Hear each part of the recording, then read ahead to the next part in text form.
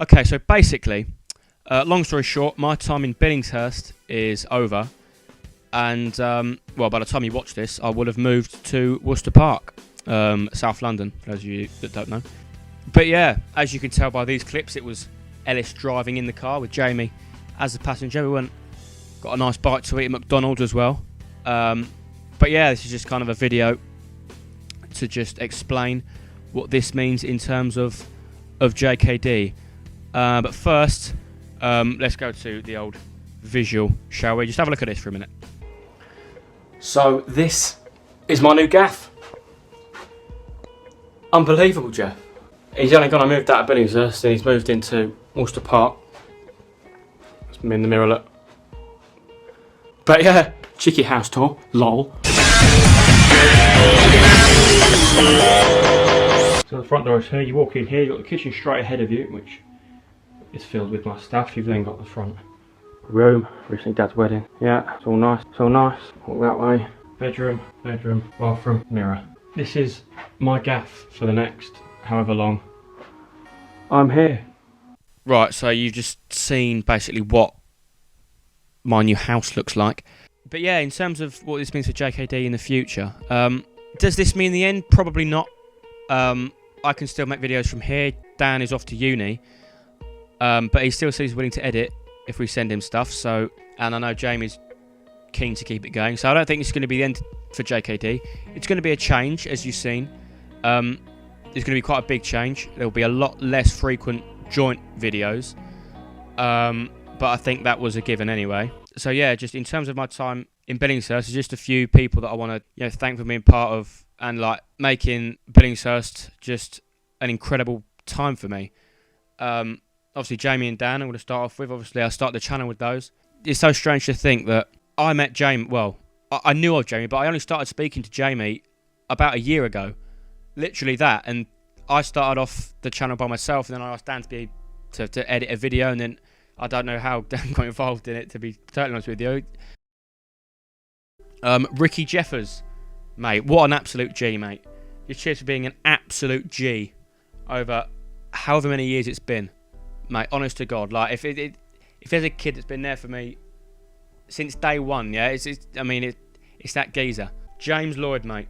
James Lloyd, I'm calling you out, mate. Absolute lad. Yeah, absolute lad. Always supportive and considerate. And there ain't a bad bone in that kid's body, you know. It's madness. And his choice of football team needs a bit of work. His driving needs a bit of work. But, you know, I hope the next time I see you, whenever that will be, James, mate, your driving is on point. Progress, mate. Progress. That's all that needs to be done. Jess Crabb, mate. Known you since primary school. I've known Jess since primary school and arguably my longest serving friend. You know, and just being there for me, been an absolute babe over all these years as well. It's about 9 years, around year 3 or year 4. About 9 or 10 years. That's over half my life. Gene, the same. Obviously, I haven't known you quite as long, but you've had the same effect on me. You know, always bubbly, and I don't think I've ever seen you down if I'm being totally honest with you, Gene, mate.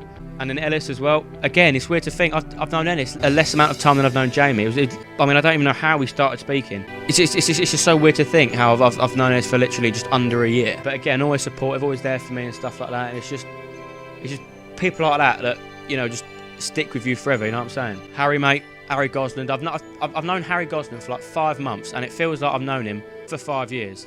You know what I mean? But again, absolute boss, mate. Absolute geezer. Some decisions that were made previously. Obviously, he always had the best intentions for me, and I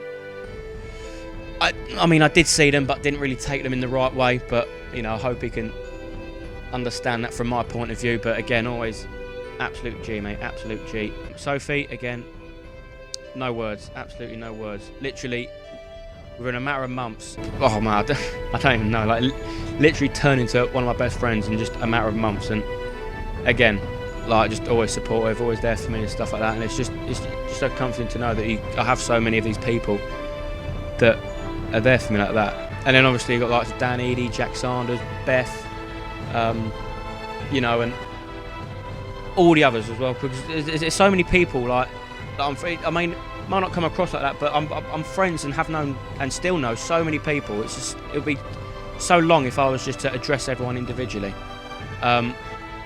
But yeah, for all those people out there that you know, I mean, they know who they are, don't they?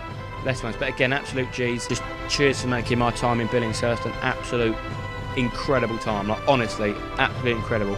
Like, I went from London to Billingshurst, and I've gone from Billingshurst to London. It's just, oh, mate. Oh, my voice broke. And last but not least, I mean, there's been no order to this, by the way. It's not like my priorities first. There's been no order. But my family, yeah. Like my mum, my brother, my Billingshurst-based family, and Mike as well. All I can say is sorry for being a miserable twat, let's be honest. But again, I just can't thank you enough for literally all the supportiveness, all the pointless arguing, and all the nagging and stuff like that.